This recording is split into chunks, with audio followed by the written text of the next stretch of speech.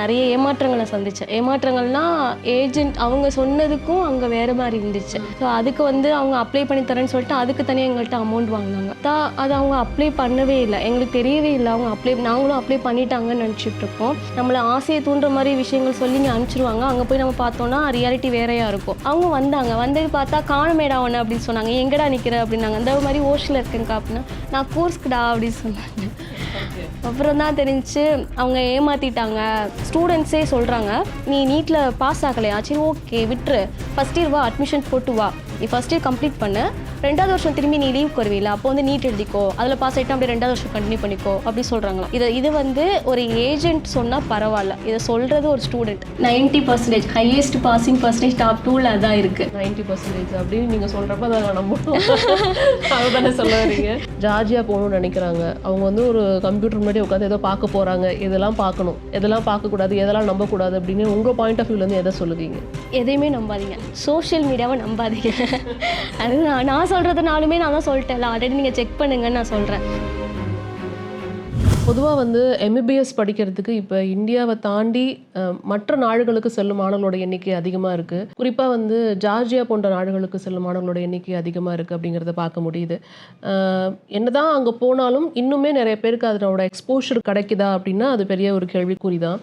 ஏன்னா நிறைய சந்தேகங்கள் இன்னும் பேரண்ட்ஸ்க்கும் அங்கே போய் ஜாயின் பண்ணணும்னு நினைக்கிற ஸ்டூடெண்ட்ஸ்க்கும் இருக்குது. ஸோ அது சம்மந்தமாக பேசுறதுக்காக தான் இன்றைக்கி நம்ம கூட டாக்டர் ஆரோக்கியடன் இணைஞ்சிருக்கிறாங்க. So she is official representative of BI university Georgia. So நிறைய விஷயங்கள் இருக்குது, பேசலாம். வணக்கம். வணக்கம்.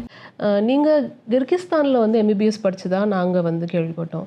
ஸோ அது ஏன் அங்கே படிச்சிங்க அப்படின்னு ஃபஸ்ட் நான் தெரிஞ்சுக்கணும்னு நினைக்கிறேன். எப்படி கிர்கிஸ்தானுக்கு சூஸ் பண்ணீங்க? அதுவும் 2016 பேட்ச் நீங்கள் இல்லையா? அப்போ உங்களுக்கு எப்படி எக்ஸ்போஷர் இருந்தது? இதெல்லாம் தெரிஞ்சுக்கணும்னு நினைக்கிறேன். அங்கேருந்து ஸ்டார்ட் பண்ணலாமா? நான் 2016 பேட்ச் தான் நீங்கள் சொன்ன மாதிரி.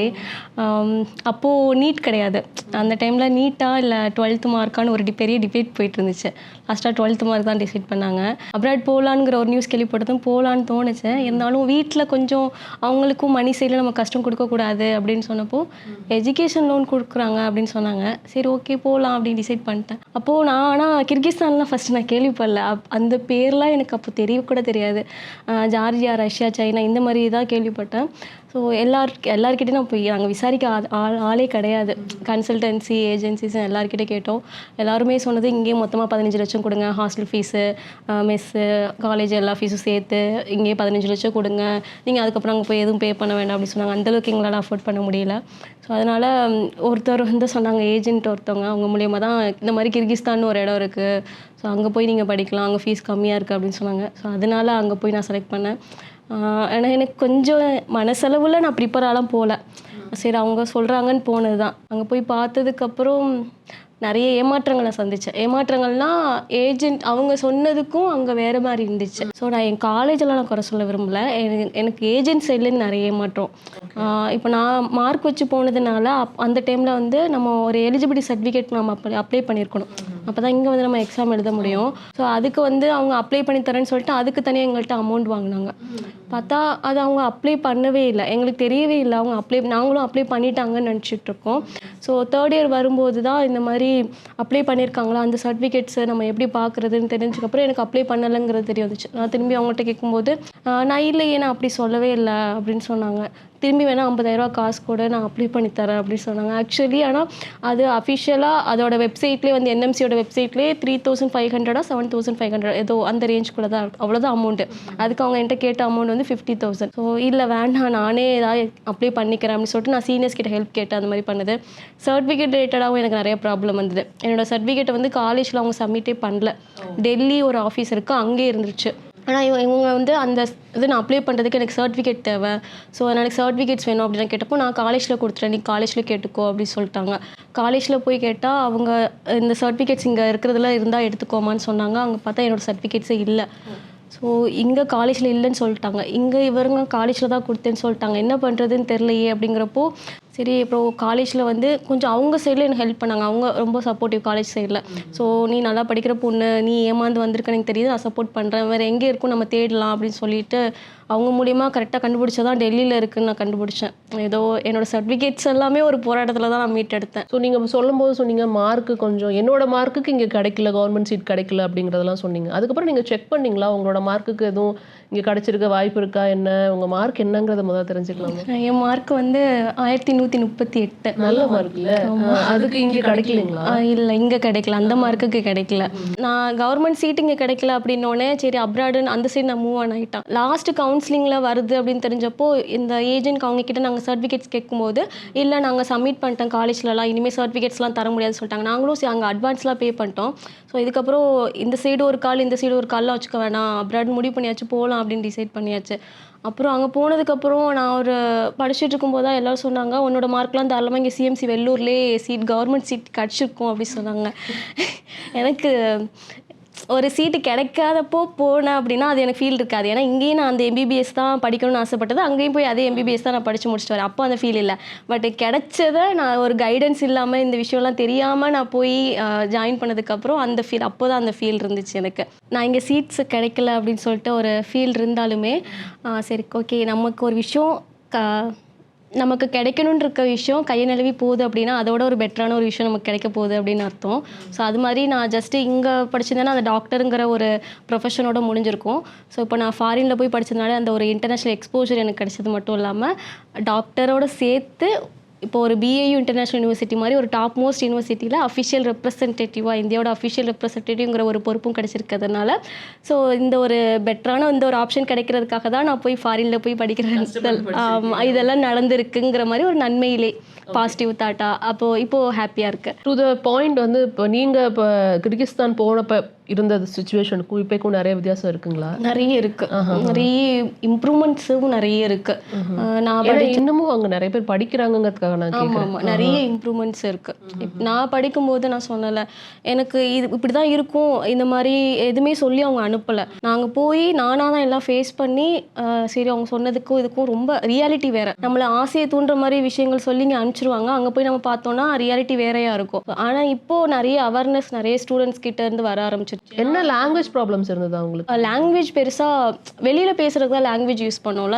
ஸோ படிக்கிறதுக்கு லாங்குவேஜ் ப்ராப்ளம் இருக்காது. வெளியில் பேசும்போது அங்கே ரஷ்யன் லாங்குவேஜ் பேசுவாங்க காமனாக. ஸோ அது நம்ம யூஸ் பண்ணுறதுக்காக லேர்ன் பண்ணிக்க வேண்டியதான். ஸோ அங்கே படிக்கிறப்போ உங்களுக்கு எந்த டிஸ்டர்பன்ஸும் இல்லை. ஆனால் இங்கே சொல்லப்பட்ட விஷயமும் அங்கே போய் பார்த்த விஷயமும் வேறையா இருந்தது. அதுதான் உங்களுக்கு வந்து கொஞ்சம் ஏமாற்றமாக இருந்தது. ஆமாம், அங்கே வந்து இந்த இவங்க மூலிமா எனக்கு நடந்த ஏமாற்றங்கள் நிறையா இல்லை. அந்த சர்டிஃபிகேட்ஸ் ப்ராப்ளம் சரி, அப்ளை பண்ணாமல் விட்டது சரி, இதெல்லாம்.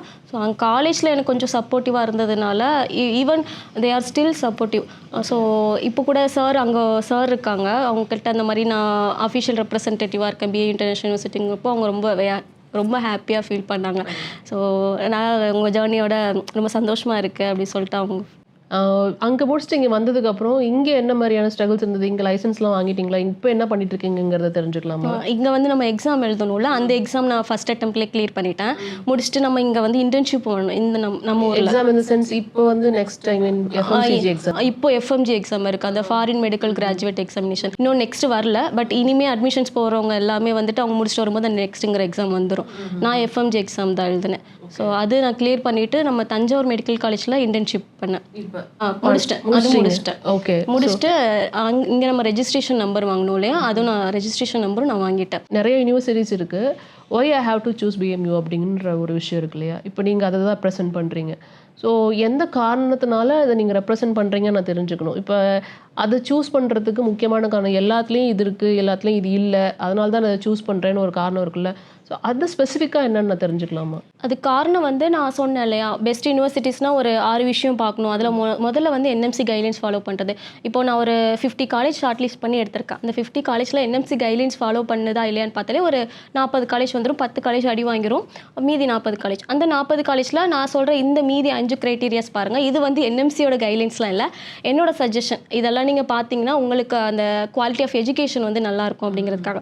ஃபஸ்ட்டு வந்து அதே யூனிவர்சிட்டியில் கெடவர் இருக்கா? ஏன் கெடவர் இருக்கணும் அப்படின்னா அப்போ தான் அவங்க ப்ராக்டிக்கலாக நல்லா லேர்ன் பண்ண முடியும். சும்மா பேருக்கு ஒரு டிகிரி சூஸ் பண்ணுறதுக்கு நம்ம எம்பிபிஎஸ் சூஸ் பண்ணக்கூடாது இல்லையா, நம்ம ப்ராக்டிக்கலாகவும் நல்லா அதில் லேர்ன் பண்ணணும்ல. ஸோ அதனால் அங்கே கெடவர்ஸ் இருந்தால் மட்டும்தான் இங்கே இந்தியாவில் இருக்கிற மாதிரி நமக்கு சொல்லித்தர அதே குவாலிட்டி ஆஃப் எஜுகேஷனும் நமக்கு அங்கே கிடைக்கும். மற்ற யூனிவர்சிட்டியில் கெடவர்ஸ் இருக்காதா? ஆமாம், நிறைய யூனிவர்சிட்டிஸில் கெடவர்ஸ் கிடையாது. இப்போ நான் சொன்ன 40 காலேஜஸ் வச்சுட்டோன்னா கெடவர்ஸ் இல்லாத காலேஜ் அப்படின்னாலே நிறைய காலேஜஸ் அடி வாங்கிரும். ஒரு கண்ட்ரின்னு எடுத்துட்டாலே 2-3 காலேஜஸ் மட்டும் தான் கெடவர்ஸ் இருக்குது. இப்போ ஜார்ஜ் ஜார்ஜியாவில் வந்து எந்த காலேஜுமே கெடவர்ஸ் கிடையாது. அப்படியா? ஆமாம், ஏன்னா அவங்க எத்திக்ஸ் வந்து கெடவர்ஸ் ஃபாலோ பண்ணக்கூடாது, ப்ரிசர்வ் டெட் பாடிஸ் வச்சுக்கூடாது, அவங்களோட எத்திக்ஸு.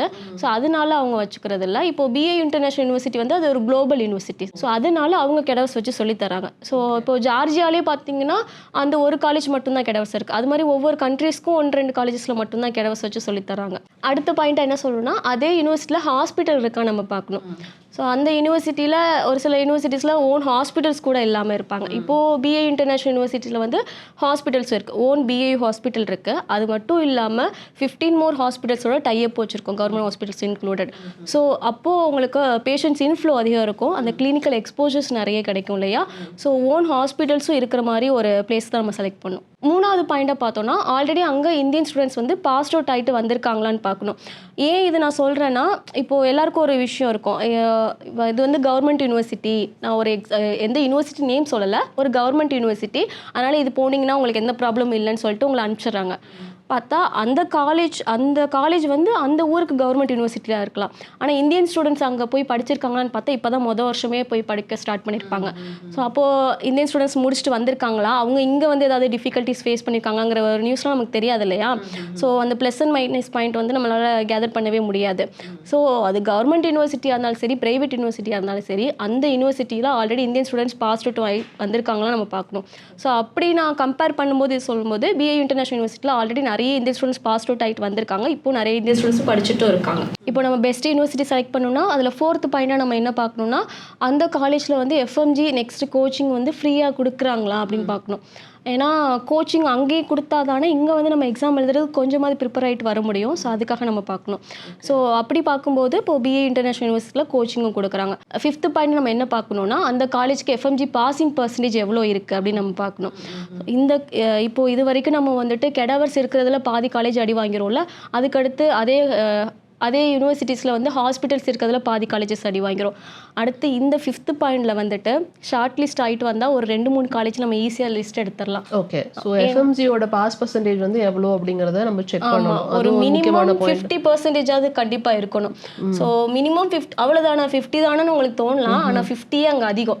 மினிமம் 50% இருக்கிற காலேஜஸ் லிஸ்ட் எடுத்து பார்த்தோம்னாலே ஒரு 2-3 காலேஜஸ் லிஸ்ட் தான் வரும். டேட்டா வைஸ் பார்த்தோம் அப்படின்னா நம்மளுக்கு வந்து ஜார்ஜியாலேயோ ரஷ்யாலேயோ படிக்கிற ஸ்டூடெண்ட்ஸோட எஃப்எம்ஜி பாஸ் பர்சன்டேஜ் வந்து அது ஒரு 15 to 20% தான் இருக்குது அப்படிங்கிறத பார்க்க முடியுது. அப்படிங்கிறப்ப 50% அங்கே இருக்கா அப்படிங்கிறத செக் பண்ணுறது கரெக்டு தான். So what is the percentage of BMU, அதை தெரிஞ்சுக்கலாமா, நான் எவ்வளோ பாசிங் பர்சன்டேஜ்னு தெரிஞ்சுக்கலாமா? 90%, ஹையஸ்ட் பாசிங் பர்சன்டேஜ் டாப் 2ல அதான் இருக்குது. 90% அப்படின்னு நீங்கள் சொல்கிறப்ப அதை நான் நம்பணும்.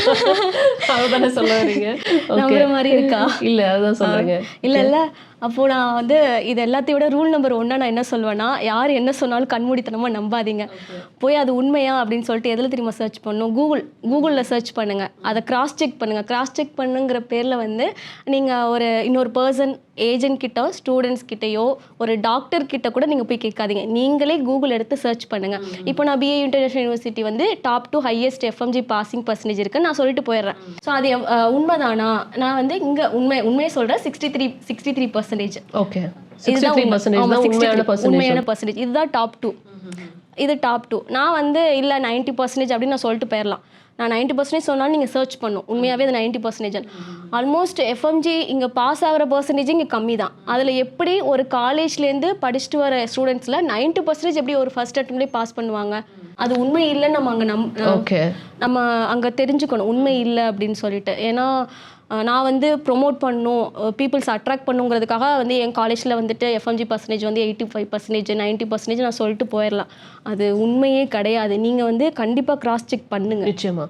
இப்போ அப்பார்ட் ஃப்ரம் திஸ், இந்த மாதிரி சில டெக்னிக்கலான விஷயங்கள்லாம் லைட்டாக ஒதுக்கிட்டு, இதே ஸ்டூடெண்ட்ஸோட பெர்ஸ்பெக்டிவ். ஸோ அஸ் அ பேரண்ட்டாக வந்து எல்லாரும் யோசிக்கிறது என்னென்னா சேஃப்டி தான். ஸோ ஜார்ஜியா சம்மந்தமாக நம்ம பேசணும் அப்படின்னா அந்த கண்ட்ரியே ஒரு சேஃபான ஒரு கண்ட்ரி. அண்ட் லாங்குவேஜ் இஷ்யூஸ் இருக்குமா? கண்டிப்பாக த்ரூ அவுட் த கோர்ஸ் வந்து இங்கிலீஷில் தான் அவங்க சொல்லித்தர போகிறாங்க. அப்படிங்கிறத தாண்டி முடிச்சதுக்கப்புறம் ஒர்க்கிங் இன் ஹாஸ்பிட்டல் ஒரு வருஷம் அங்கே ஒர்க் பண்ணுறீங்கன்னா அங்கே லோக்கல்ஸ் கண்டிப்பாக வந்துட்டு வேறு ஒரு லாங்குவேஜில் தான் கம்யூனிகேட் பண்ண போகிறாங்க. அப்போ உங்களுக்கு ஒரு டஃப்பான சுச்சுவேஷன் கிரியேட் ஆகும்ல, அதெல்லாம் எப்படி நீங்க பேலன்ஸ் பண்ண முடியும்? ஏன்னா அஸ் பேரண்டா அதெல்லாம் அவங்க கேட்பாங்க, அதுக்காக நான் கேட்குறேன். ஆமாம், கண்டிப்பாக. இப்போது சேஃப்டி சைடு பார்த்தோம்னா ஜார்ஜியா வந்து சேஃபஸ்ட் கண்ட்ரின்னு சொல்லிட்டு ஆல்ரெடி எல்லாருக்குமே தெரியும். நம்ம கூகுள்லே இப்போது அதே கூகுளே சர்ச் பண்ணோம்னாலே வேற ஒரு கண்ட்ரி வெர்சஸ் ஜார்ஜியான்னு போட்டாலே சேஃபஸ்ட் கண்ட்ரி அதான் ஃபர்ஸ்ட் வந்து நிற்குது. லாங்குவேஜ் சைடு பார்த்தோம்னா அங்கே சொல்கிற லாங்குவேஜ் வந்து ஜார்ஜியன் லாங்குவேஜ் யூஸ் பண்ணுவாங்க, ரஷ்யன் லாங்குவேஜஸும் பேசுவாங்க. பட்டுமியில் ஸ்பெசிஃபிக்காக பார்த்தோம்னா பட்டுமி வந்து ஒரு டூரிஸ்ட் பிளேஸ், அது ரொம்ப ஒரு அழகான பிளேஸும் கூட. ஸோ அந்த டூரிஸ்ட் பிளேஸ்ங்கிறதுனால அங்கே அதிகமாக இங்கிலீஷ் பேசுகிறவங்களோட எண்ணிக்கை அதிகமாகிட்டு இருக்கு. ஸோ அதாவது பட்டுமிங்கிறது BIU யூனிவர்சிட்டி இருக்கிற இடம். ஆமாம், இருக்கிற இடம். அந்த இடம் பேர், அந்த சிட்டி பேர் வந்து பட்டுமி. ஸோ அது அங்கே வந்து இங்கிலீஷ் பேசுகிறவங்களோட எண்ணிக்கையும் அதிகமாகிட்டு இருக்குது. ஸோ இங்கிலீஷ் பேசினாலும் ஓரளவுக்கு மேனேஜ் பண்ண முடியும்.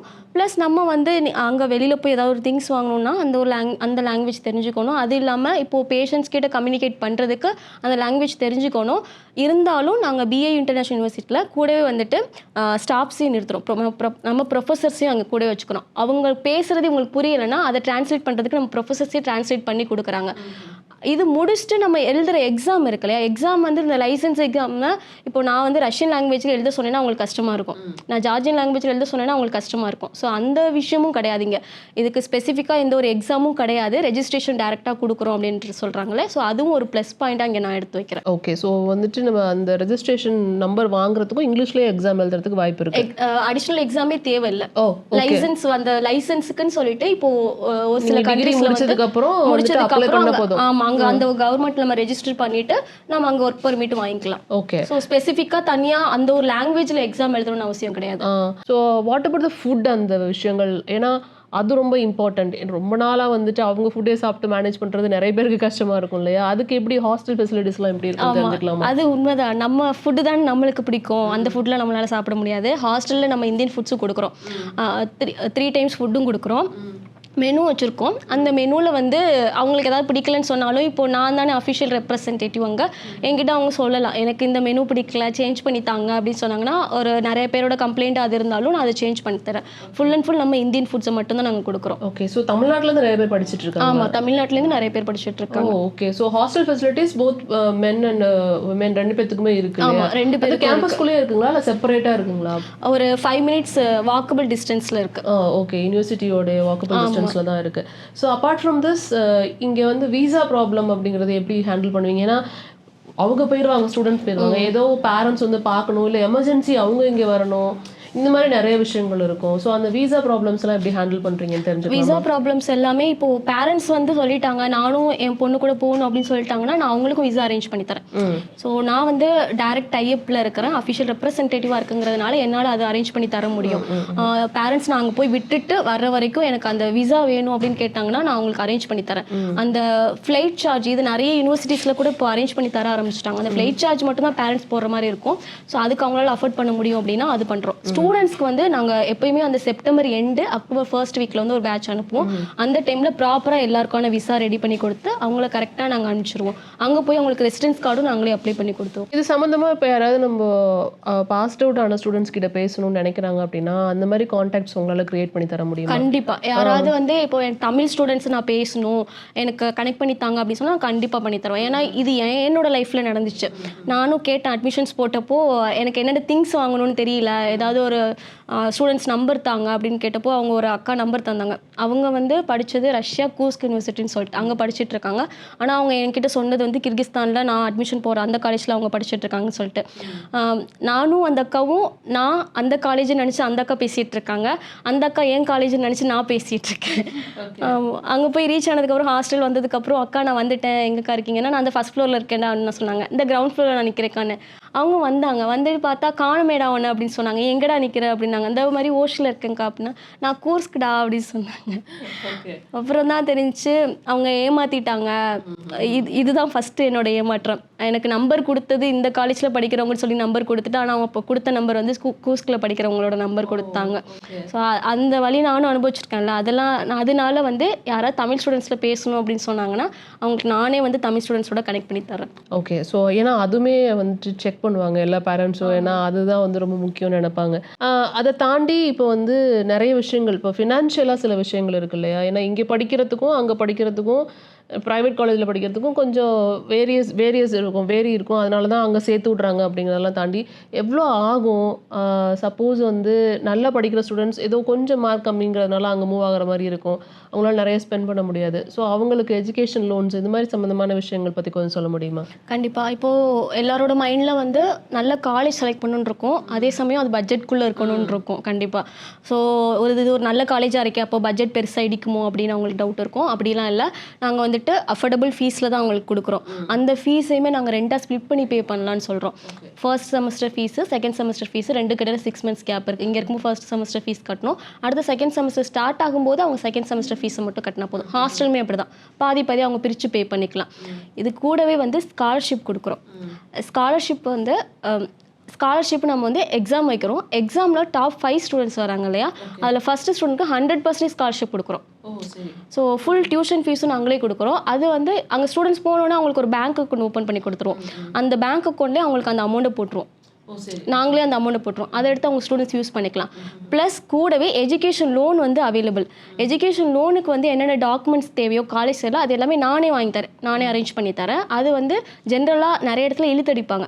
ஃபர்ஸ்ட் இயரில் அவங்க போய் ஜாயின்லாம் பண்ணிவிடுவாங்க, எனக்கு இன்னும் அந்த சர்டிஃபிகேட்ஸ் வரல அப்படி சொல்லுவாங்க. அதெல்லாம் இல்லாமல் அவங்க இங்கேருந்து கிளம்புறதுக்கு முன்னாடியே நான் அட்மிஷன் லெட்டர்லேருந்து போனஃபைட் சர்டிஃபிகேட்லேருந்து அந்த ஃபீஸ் ஸ்ட்ரக்சர் இதெல்லாம் காலேஜ் சைட்லேருந்து இவ்வளோ தான் கேட்பாங்க. இது எல்லாமே நான் ஃபர்ஸ்ட் டே அவங்களுக்கு அரேஞ்ச் பண்ணி கொடுத்துறேன். ஸோ அப்போ அவங்க இங்கே அப்ளை பண்ணிக்கலாம் இல்லையா, அதுக்கான டைம் இருக்கும்ல. ஸோ அதுக்காக அதுவும் பண்ணி கொடுக்குறேன். ஸோ அவங்களுக்கு இப்போ எஜுகேஷன் லோனும் கிடச்சிருச்சு. ப்ளஸ் அது ஒரு நல்லா படிக்கிற ஸ்டூடெண்ட் அப்படின்னா ஸ்காலர்ஷிப் வந்து மெரிட் பேஸில் கொடுக்குறோம் இல்லையா. ஃபர்ஸ்ட் டாப் 5ல் வரவங்களுக்கு ஃபர்ஸ்ட்டில் 100%, ரெண்டாவது வரவங்களுக்கு 80%, தேர்டில் வரவங்களுக்கு 60%, அடுத்து 50% இந்த மாதிரி கொடுக்குறோம். இது மட்டும் இல்லாமல் செமஸ்டர் எக்ஸாமில் மோர் தென் 90% எடுக்கிற எல்லா ஸ்டூடெண்ட்ஸ்க்கும் 50% ஸ்காலர்ஷிப் கொடுக்குறோம். ஸோ அப்போ அவங்களுக்கு எஜுகேஷன் லோனும் கிடச்சிருச்சு. அப்போது இவங்க நல்லா படிக்கிற ஸ்டூடெண்ட்டு ஸ்காலர்ஷிப்லேயும் செலக்ட் ஆகிட்டாங்கன்னா அது அப்படியே ஃபீஸை ஹாஸ்டலாக அவங்க எடுத்து கட்டிக்கலாம் இல்லையா, அந்த ஒரு பெனிஃபிட்டும் இருக்குது. ஸோ நல்லா படிக்கிற ஸ்டூடெண்ட்ஸ்க்கு ஈஸியான அஃபோர்டபுளாகவும் இருக்குது. ஃபீஸ் வந்து நிறைய பேர் வெளிப்படையாக ஷேர் பண்ணுறது கிடையாது. ஸோ அப்படி நாங்கள் இல்லாமல் காலேஜோட ஃபீஸ் என்ன இருக்கோ அதே டியூஷன் ஃபீஸ் அதே ஹாஸ்டல் ஃபீஸை நாங்கள் டேரெக்டாக காலேஜ் அக்கௌண்ட்டுக்கே பே பண்ண சொல்கிறோம். ஸோ என்கிட்ட நீங்கள் கொடுக்க வேணாம், காலேஜ் அக்கௌண்ட்டுக்கு பே பண்ணுங்கள் அப்படின்னு நான் சொல்கிறது. ஸோ இது வந்து இப்போது ஒரு பேரண்ட்ஸ் வருவாங்க, இந்த காலேஜ்னு இல்லை, ஸ்பெசிஃபிக்காக நான் ஒரு ஜென்ரல் அவேர்னஸ்க்காக சொல்கிறேன். எந்த காலேஜ்னாலும் ஒரு கன்சல்டன்சி சொல்லுவாங்க, ஒன்றும் இல்லை மேம் நீங்கள் வாங்க நாங்கள் 7 லட்சத்தில் முடிச்சு தந்துடுறோம், மொத்தமாக நீங்கள் ஹாஸ்டல் ஃபீஸ் காலேஜ் எல்லாம் சேர்த்து 7 லட்சத்தில் முடிஞ்சிடும், ப்ராசஸிங் ஃபீஸ் கொண்டு எல்லாமே 7 லட்சத்தில் முடிச்சிடும் அப்படின்னு அந்த ரவுண்டாக தான் சொல்லுவாங்க.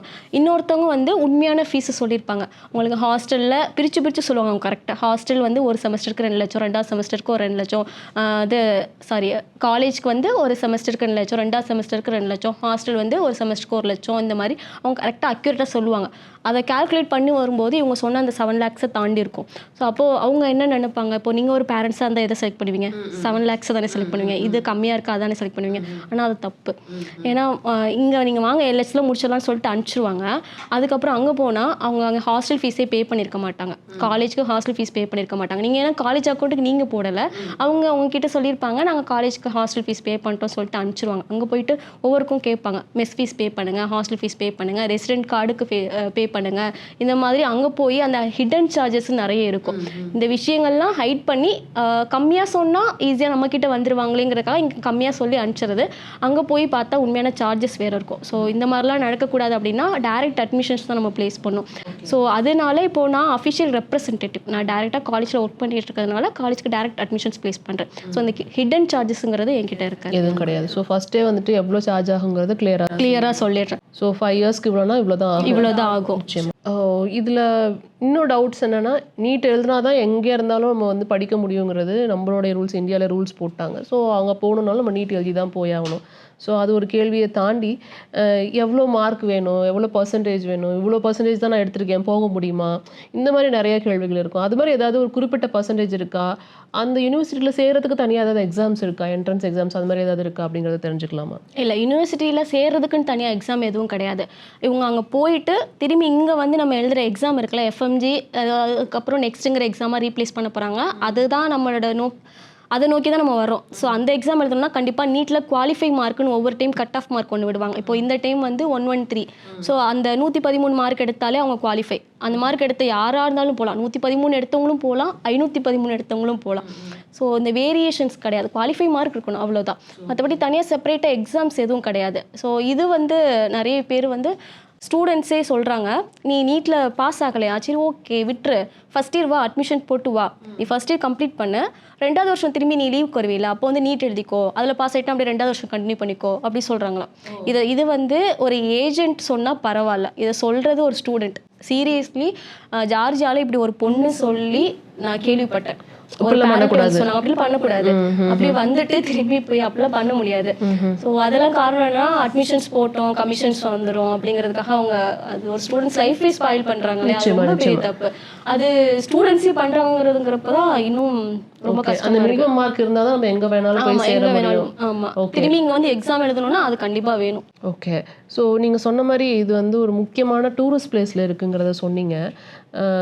அது வந்து ஒரு நல்ல விஷயம் தான். அப்போ பேஷண்ட்ஸ் ஃப்ளோ எப்படி இருக்குங்கிறத தெரிஞ்சுக்கலாமா? ஏன்னா அது ரொம்ப முக்கியம் இல்லை ஒரு மெடிசன் படிக்கிற காலேஜில் வந்து.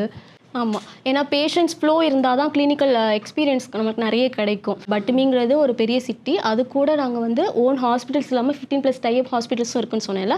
ஸோ பேஷண்ட்ஸ் ஃப்ளோக்கு அங்கே பஞ்சும் கிடையாது. நிறைய ஒரு மெயின் ஏரியா, அது ஒரு கிராமம் அப்படி சொல்கிற மாதிரி கிடையாது. ஸோ மெயின் ஏரியாங்கிறதுனால பேஷண்ட்ஸ்க்கு எந்த ஒரு பற்றாக்குறையும் கிடையாது. ஓகே, ஸோ இன்ஃப்ராஸ்ட்ரக்சர் ரொம்ப முக்கியம். ஸோ என்ன மாதிரியான விஷயங்கள்லாம் அங்கே இருக்குங்கிறத நான் தெரிஞ்சுக்கணும்னு நினைக்கிறேன். இங்கே வந்து நம்ம நிறைய காலேஜஸ் போவோம், அங்கே இருக்க டிபார்ட்மெண்ட்ஸ் எல்லாத்தையும் நம்ம பார்ப்போம். ஸோ இவ்வளோ ஃபெசிலிட்டிஸ் இருக்குங்கிறது தெரியும். நம்ம இங்கேருந்து அதை பார்க்க முடியாது, அங்கே போனதுக்கப்புறம் தான் அது தெரியும். ஸோ அதை பற்றி நீங்களே சொல்லிட்டீங்கன்னா நல்லாயிருக்கும்னு நினைக்கிறேன். ஆமாம், இப்போ இங்கே படித்தாலும் ஹாஸ்பிட்டல்ஸ்லாம் கூப்பிட்டு போகிறாங்களா, அப்போ அங்கேயும் அதே மாதிரி கூப்பிட்டு போவாங்களாங்கிறது ஒரு நல்ல கொஸ்டின் தான். ஏன்னா நிறையா யூனிவர்சிட்டிஸில் அந்த மாதிரி கூப்பிட்டு போகிறது கிடையாது. இங்கே ஆல்ரெடி ஓன் ஹாஸ்பிட்டல்ஸ் இருக்கிறதுனால நாங்கள் வந்து எங்களோட ஹாஸ்பிட்டல்ஸ்லேயே வந்து கிளினிக்கல் ரொட்டேஷன்ஸ் கூப்பிட்டு போகிறோம். கிளினிக்கல் சப்ஜெக்ட்ஸ் வரும்போதுமே சரி, ஓபிக்கு ஓடிக்கில் அப்சர்வ் பண்ணுறதுக்கு நாங்கள் ரொட்டேஷன்ஸ்க்கு கூப்பிட்டு போகிறோம் ஸ்டூடெண்ட்ஸை. ஃப்ரம் அவங்க இன்டர்ன்ஷிப்பில் மட்டும்தான் அந்த கிளினிக்கல் எக்ஸ்போஷர் வந்து ஃபேஸ் பண்ணுவாங்கன்னு இல்லை, அவங்களோட இயர் கோர்ஸ்லேயே வந்து அவங்க இதை ஃபேஸ் பண்ணுவாங்க. ஜார்ஜியா பற்றி நிறைய விஷயங்கள் நாங்களும் கேள்விப்பட்டிருக்கோம். ஸோ நீங்கள் வந்து வேற ஒரு கண்ட்ரியில் படித்ததுனால நான் கேட்குறேன். ஸோ நிறைய இடத்துக்கு போகிறாங்க, சைனா போகிறாங்க, ஜார்ஜியா போகிறாங்க, ரஷ்யா போகிறாங்க, கிர்கிஸ்தான், ஃபிலிப்பைன்ஸ் முதற்கொண்டு போகிறாங்கம்மா எம்பிபிஎஸ் படிக்கிறதுக்கு. ஜார்ஜியா இஸ் ஸோ ஸ்பெஷல் அப்படின்னு நீங்கள் சொன்னீங்கன்னா எதுக்காக சொல்லுவீங்க? நிறைய பேர் ஒவ்வொரு கண்ட்ரிஸ் போனாலுமே அங்கே நிறைய ப்ராப்ளம்ஸ் ஃபேஸ் பண்ணியிருக்காங்க. இப்போது ஜார்ஜியாவில் அந்த மாதிரி ப்ராப்ளம்ஸ் ஃபேஸ் பண்ணியிருக்கோன்னு சொல்கிற மாதிரி எதுவும் நியூஸ் வரல. ஸோ இப்போ நீங்கள் ஃபிலிப்பைன்ஸ் சொன்னீங்க, ஃபிலிப்பைன்ஸில் நான் சொன்னேன்ல இங்கே வந்து ரெஜிஸ்ட்ரேஷனுங்கிறது ரொம்ப முக்கியம்னு சொல்லிட்டு, அது ரெஜிஸ்ட்ரேஷனில் ஃபிலிப்பைன்ஸில் நிறைய பேர் கஷ்டப்பட்டாங்க. இப்போது நான் வந்து என்கிட்ட நிறைய பேர் வந்து சொல்லியிருக்காங்க, அவங்களுக்கு என்ன ப்ராப்ளம்ஸ் இருந்தால் ஆல்ரெடி அங்கே ஒரு ப்ரீ மெடிக்கல் கோர்ஸ் ஒன்று பண்ண வைக்கிறாங்க, பிஎஸ்னு ஒரு கோர்ஸ் பண்ண வைக்கிறாங்க. ஸோ வந்து அப்போது அவங்களுக்கு 5 years தான் இருந்துச்சு. ஸோ அதில் கோவிட் டைமில் 1 year ஆன்லைன் வேறு போச்சு. ஸோ அப்படி பார்க்கும்போது 1 year ஆன்லைனு பிஎஸ் கோர்ஸு, மீதி 3 years தான் எம்பிபிஎஸ் கோர்ஸ். அப்போது தமிழ்நாடு மெடிக்கல் கவுன்சில் அவங்க சைட்லேருந்து கரெக்டாக தான் கேட்டாங்க. ஸோ ஒரு 3 years தான் மெடிக்கல் கோர்ஸ் நீங்கள் பண்ணுறீங்க, அப்போ நான் ஏன் உங்களுக்கு எலிஜிபிலிட்டி சர்டிஃபிகேட் கொடுக்கணும் அப்படின்னு சொல்லி அவங்க கரெக்டாக கொஸ்டின்ஸ் கேட்டாங்க. ஸோ அதனால் அவங்களாம் ஹோல்ட் பண்ணி வச்சுருந்தாங்க. ஸோ அவங்க ஒரு இன்டர்ன்ஷிப்க்கே அவங்க ஒரு 1.5 வருஷத்துக்கு வெயிட் பண்ணுற மாதிரி இருந்துச்சு. இந்த மாதிரி டிஃபிகல்ட்டிஸ்லாம் நிறைய ஃபேஸ் பண்ணியிருக்காங்க. ஸோ அதனால தான் நான் அந்த கண்ட்ரீஸ்லாம் நான் ரெக்கமெண்ட் பண்ணுறது கிடையாது. இப்போது நான் த்ரூ அவுட் த ஜேர்னி வரைக்குமே அவங்க கூட ட்ராவல் பண்ணணும். முடிச்சுட்டு அவங்க இங்கே வந்து சொல்கிறாங்கன்னா, இப்போது அந்த பேரண்ட்ஸ் சொன்னாங்க இல்லையா, ரொம்ப நன்றிம்மா நீ கரெக்டாக பண்ணுற அப்படின்னு சொல்கிறாங்களே, அந்த ஒரு பேர் எனக்கு லாஸ்ட் முடிகிற வரைக்கும் இருக்கணும். ஸோ அதனால நான் நல்ல கண்ட்ரிஸ் தான் நான் செலக்ட் பண்ணி கொடுக்கணும். Okay, so apart from that university is very very important அப்படிங்கிறது ரொம்ப முக்கியம். எந்த கண்ட்ரியும் தாண்டி அங்கே நிறைய யூனிவர்சிட்டிஸ் இருக்கும். ஸோ இதெல்லாம் தாண்டி ஃபைனலாக ஒரு பேரண்ட் ஒரு ஸ்டூடெண்ட் வந்து இந்த வருஷம் மெடிசன் படிக்கணும்னு நினைக்கிறாங்க, ஜார்ஜியா போகணும்னு நினைக்கிறாங்க, அவங்க வந்து ஒரு கம்ப்யூட்டர் முன்னாடி உட்காந்து ஏதோ பார்க்க போகிறாங்க, இதெல்லாம் பார்க்கணும், எதெல்லாம் பார்க்கக்கூடாது, எதெல்லாம் நம்பக்கூடாது அப்படின்னு உங்கள் பாயிண்ட் ஆஃப் வியூலேருந்து எதை சொல்லுவீங்க? எதையுமே நம்பாதீங்க, சோஷியல் மீடியாவை நம்பாதீங்க. அது நான் சொல்கிறதுனாலுமே நான் சொல்லிட்டேன், நான் ஆல்ரெடி நீங்கள் செக் பண்ணுங்கன்னு நான் சொல்கிறேன். ஏன்னா நான் போனப்போ சோஷியல் மீடியா இல்லை, இந்த மாதிரி நிறைய அவேர்னஸ் இல்லைங்கிறது ஒரு பெரிய குறையாக இருந்துச்சு. அதனால ஒரு கைடன்ஸ் இல்லாமல் நான் பாட்டுக்கு போயிட்டேன், யார் என்ன சொன்னாலும் அதை பற்றி தெரியாமல் நான் போயிட்டேன். இப்போ அதே சோஷியல் மீடியாவே ஒரு டூலாக யூஸ் பண்ணி ஏமாத்துறாங்க. ஸோ சோஷியல் மீடியாவையும் நம்ப முடியாது, நீங்கள் மற்றவங்க சொல்கிறதையும் நம்பக்கூடாது. அப்படின்னா நீங்களாக சர்ச் பண்ணுங்கள், எடுங்க, கூகுள் எடுங்க. இப்போது நான் சொன்னல அந்த 6 க்ரைட்டீரியாஸ் இருக்குதான்னு பாருங்கன்னு சொல்லி, அதில் அந்த 5 நானாக என்னோட சஜஷனாக சொன்னது.